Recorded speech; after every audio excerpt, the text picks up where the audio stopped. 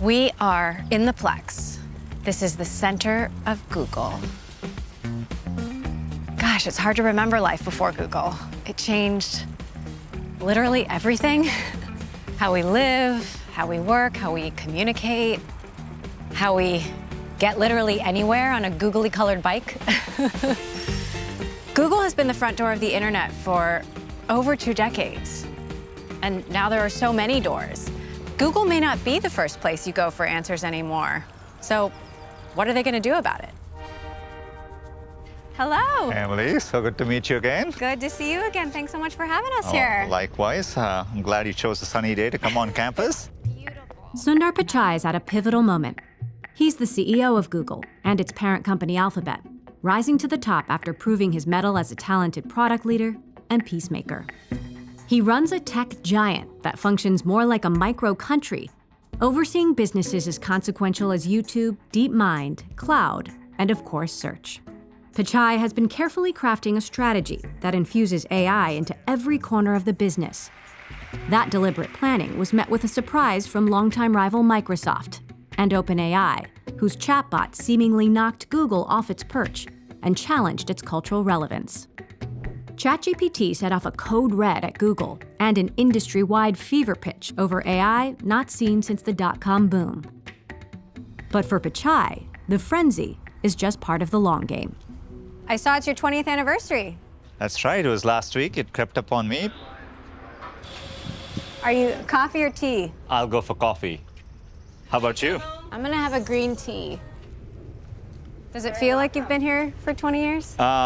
Not quite. Time flies by. I had my kids right when I started Google too, so the whole thing just flew by. Google is famous for those out-of-the-box job interview questions. Do you remember any of yours? Like, did you have to figure out how many golf balls fit in a school bus or something like that? Thank God, no. I remember very, very clearly. I interviewed on April 1st, so it was April Fool's Day, 2004. There was rumor, I didn't know whether it had actually happened, but Gmail apparently had launched. So all my interviews were about Gmail. People wanted to know what I thought of the product. And it definitely wasn't a joke. They actually launched it, yeah. But I never allow no products on April Fool's Day. I think it's too confusing. You just had a blowout quarter. The stock jumped more than it has in a long time. Did that feel like a little bit of vindication, or, as they say in cricket, was that the bat talking? In many ways, we worked very hard to set up the company for that. In 2016, one of the first things I did as CEO was to say the company should be AI first. To me, we are just getting started in the beginning of what I think would be an extraordinary decade of innovation, and so I'm incredibly excited about it. AI has been around for decades, but it seems like everything is happening everywhere all at once. How do you make sense of the frenzy and the scale? All tech cycles are this way, right? But this one feels different. It feels bigger, is it? It is bigger. We still have long ways to go, but we are in the early stages of that. And so, you're going to feel that excitement, that frenzy, but I think we are prepared for it. So you kind of roll with the flow, you embrace it. How are you and your kids experimenting with AI at home? We use Google Lens for homework. I don't want to get him in trouble, but the class allows you to do that. But sometimes he asks me for help on math. I don't know, sometimes I'm lazy and I pretend as if I'm thinking, but I'm also using Google Lens to kind of figure out the answer. You grew up in Chennai, in India. What was it like at the kitchen table? Like, what got you here?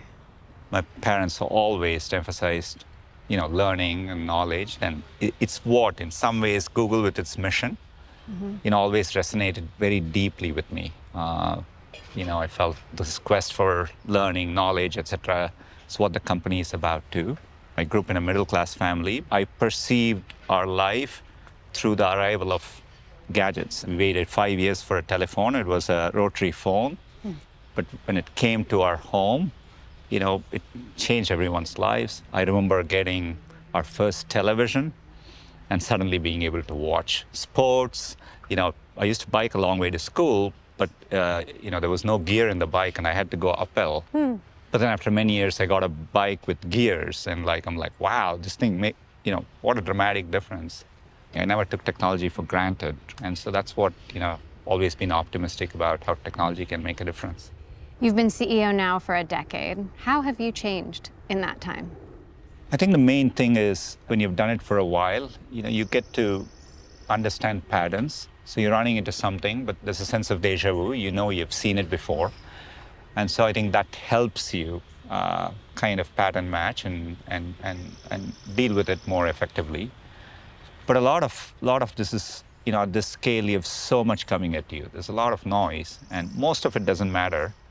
So the ability to separate the signal from the noise, pay attention to the few things that you need to pay attention to, and I think I've gotten better at that over the years. I heard Sergey is back and working a bit on AI. What is the involvement of Larry and Sergey these days, and what advice are they giving you? I talk to them regularly. Sergey is actually spending more time in the office. He's literally coding, and some of my fondest memories over the last year is sitting with Sergey on large screen looking at loss curves as we train these models. I think one of the advantages they have is they're not caught up in the day-to-day. And so sometimes when I have conversations with them, it allows all of us to step back and look at the bigger picture, which I think is incredibly important when you run something at this scale. The decisions Pichai and Google make influence how billions of people get information. And the nature of how users do that is starting to change in the age of AI.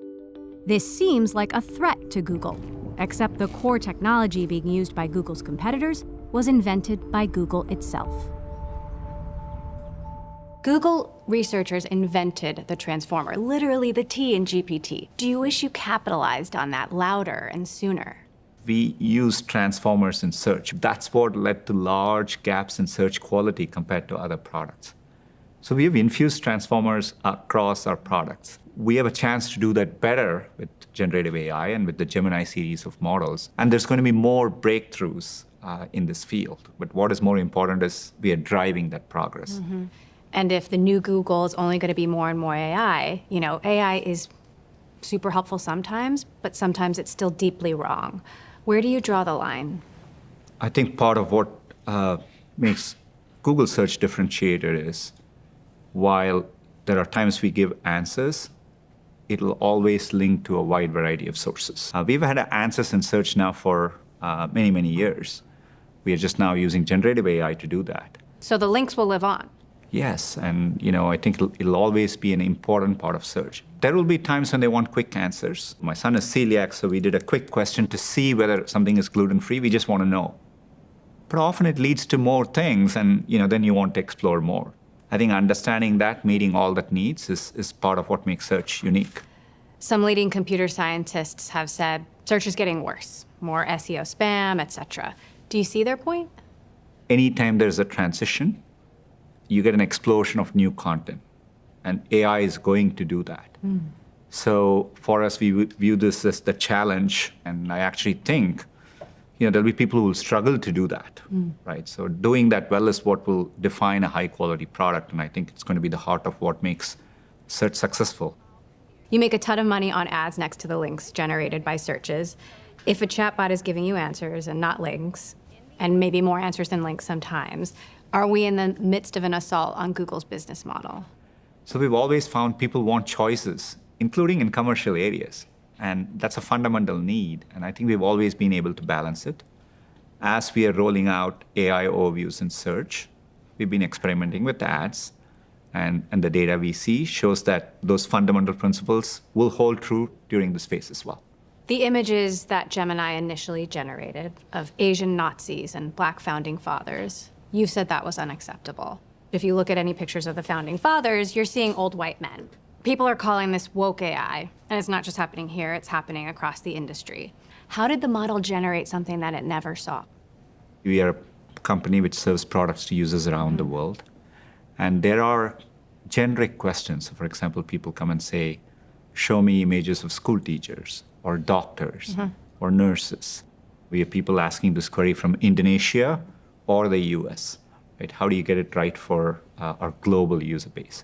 Obviously, the mistake was that we over-applied including cases where it should have never applied. So that was the bug, and so we got it wrong. Would you say it's like good intentions gone awry? In this particular case, yes, right. I think we are rightfully held to a high bar, and I think we clearly take responsibility for it, and we're going to get it right. How concerned are you about AI-generated content ruining search? For example, the AI-generated selfie of the tank man in Tiananmen Square. It shows up in Google search results, but it never happened.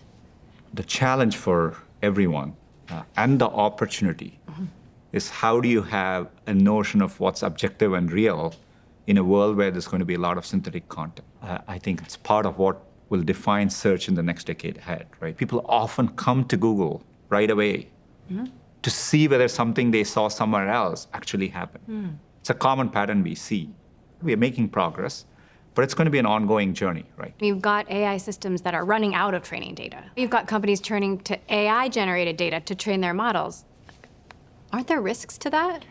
Yes, I think that, through it all, are you creating new knowledge? Are these models developing reasoning capabilities, right? Are you making progress in the intelligence of these models? I think those are the frontiers. We need to prove that, you can do that by using these techniques. Is LLM technology nearing a plateau?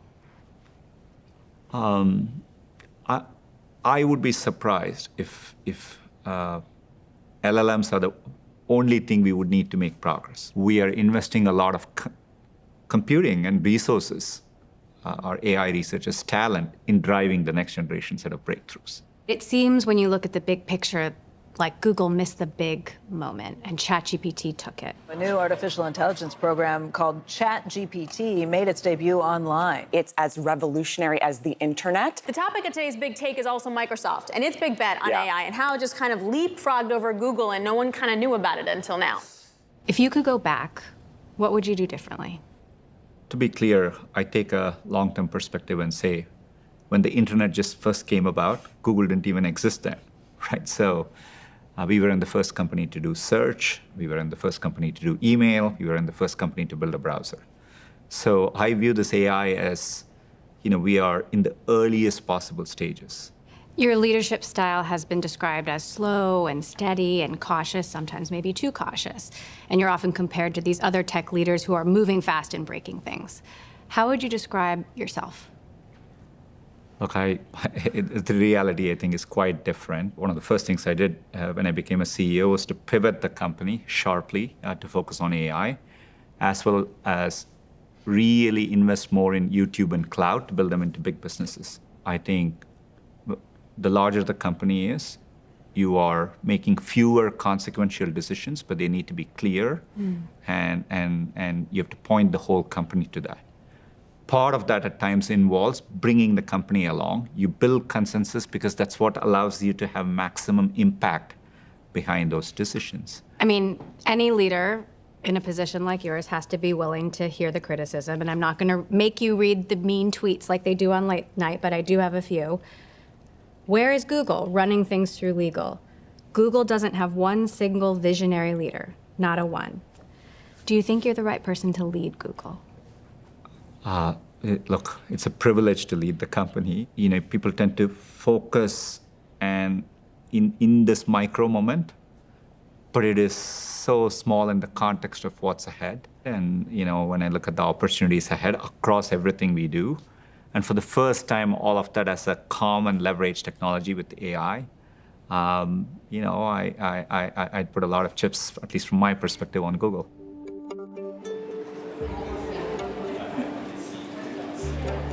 So can you walk through campus without getting stopped? It's definitely been nice to walk and see people, so I enjoy it a lot. I see a dinosaur statue in the distance, which I think is a good reminder. How much do you worry about becoming a dinosaur in a world where technology is moving so quickly? I mean, in technology, I think if you don't innovate to stay ahead, I think that's the inevitable fate of any company. No dinosaurs. Well, they were great, but you don't want to have the same fate. How much has this AI moment forced you to move and think differently? Because it does seem like you're playing defense sometimes. We've been preparing for this for a while. A lot of the foundational breakthroughs in the field came from Google. So to me, this moment has been, over the past year, really channeling the company to meet the moment. There they are, the I/O tents. I/O tent. For one time a year, we get to pretend as if we are on a concert stage, except we are speaking about technology. So Google I/O is sort of a state of the Google Union. What is the key message this year? It's less about particular product, more about the journey we are on, the vision we have for how AI can transform our products and how we can bring it. Alphabet used to be thought of as this collection of moonshots, but a lot of those projects have been spun off or folded back into Google or shut down. How should we think about Alphabet today? What is the new Google? When we think about both across Google and Alphabet, the underlying bet is the same. You're going to invest in deep technology and computer science and apply it to solve problems for people. So I think that part doesn't change. When you take big, large-scale bets, by definition, you're not aiming big enough if you don't have a few failures. When you go back to the S1, Google said, we're not a conventional company. You can spend 20% of your time on personal projects. Google created this bottoms-up culture where everyone has a voice and it's super transparent and the perks are great too. But did it go too far? Like, did it become an entitlement culture? Part of what makes Google unique is, I think, there is a culture of vibrant, open debate. And so I think it's super important to preserve that. I think we're also a company where employees have many ways to speak up, and I think that's made the company better. Google, Google, you can't hide. Google, Google, you can't hide. You recently fired Google employees who were protesting this contract with the Israeli government for cloud services. It seemed like a distinct change in tone for a company that's historically welcomed all kinds of views. Why did you take this stand? I think when we have cases, including in this case, where a few employees, cross beyond what's in the code of conduct and disrupt the productivity of the workplace or do so in a way that it makes other people feel uncomfortable, I think we have to take action, and that's what we are doing. It has nothing to do with the topic they are discussing. It's about the conduct of how they went about it. Over the past years, through the pandemic, the company has grown a lot. There are a lot of new people. I view particularly in this moment with AI, the opportunity we have ahead of us is immense, but it needs a real focus on our mission. There have been multiple rounds of layoffs. Why take this approach? Why not cut once and cut deep? We are reallocating people to our highest priorities. There are cases where you're simplifying teams, you're moving people to focus on newer areas, removing layers so that you can improve velocity. So that's why we have taken the time to do it correctly and well. Microsoft is obviously making huge investments in AI as well. OpenAI, Inflection, Mistral. We've reported that their OpenAI investment was actually in part because they were worried about Google and wanted to catch up. How do you feel about the competition? I've always held a view if you're working in the technology space, there is a lot of competition. We see it all the time.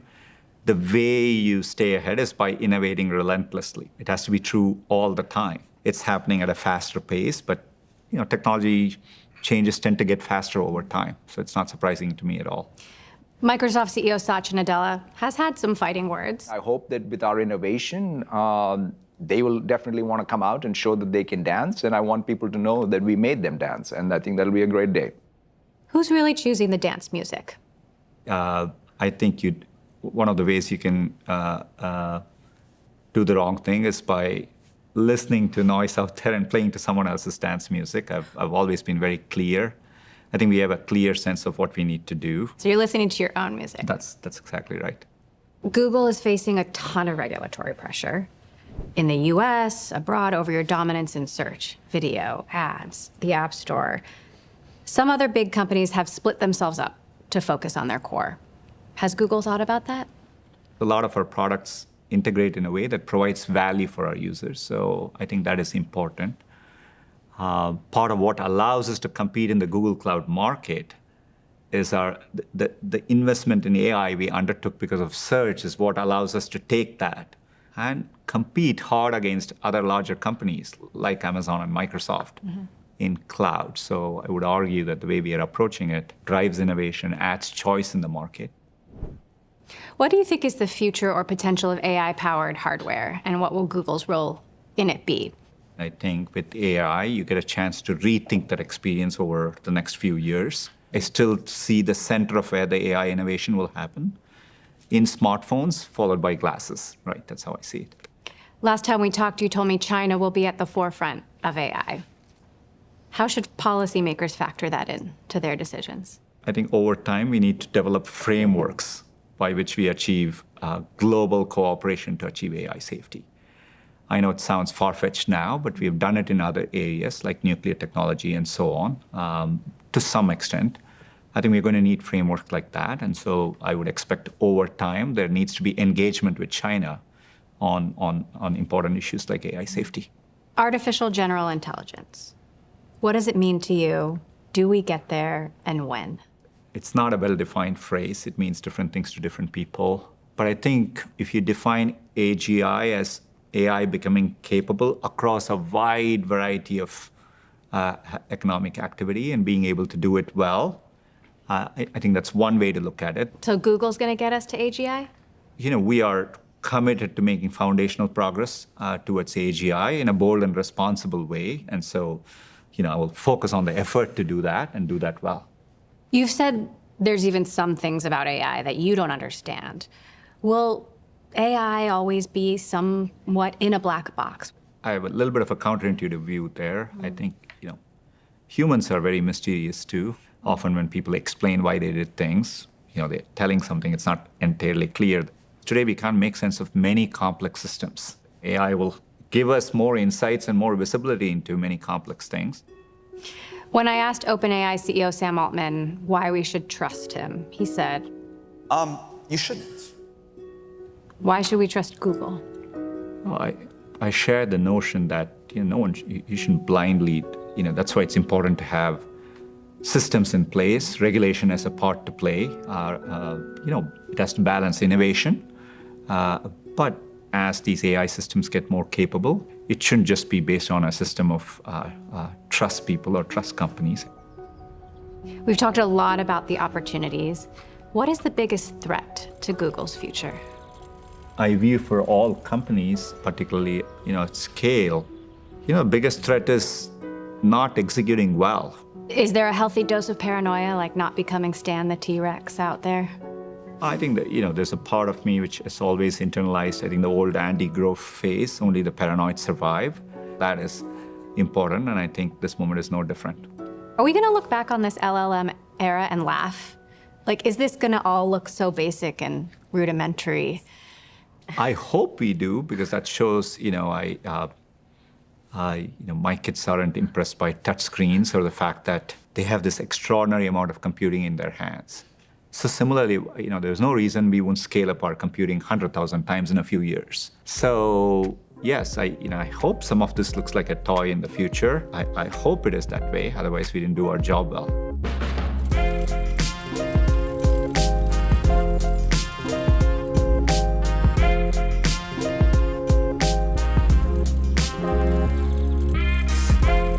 Thank you so much. That was so awesome. She's more difficult than AI to deal with, right? Oh, man.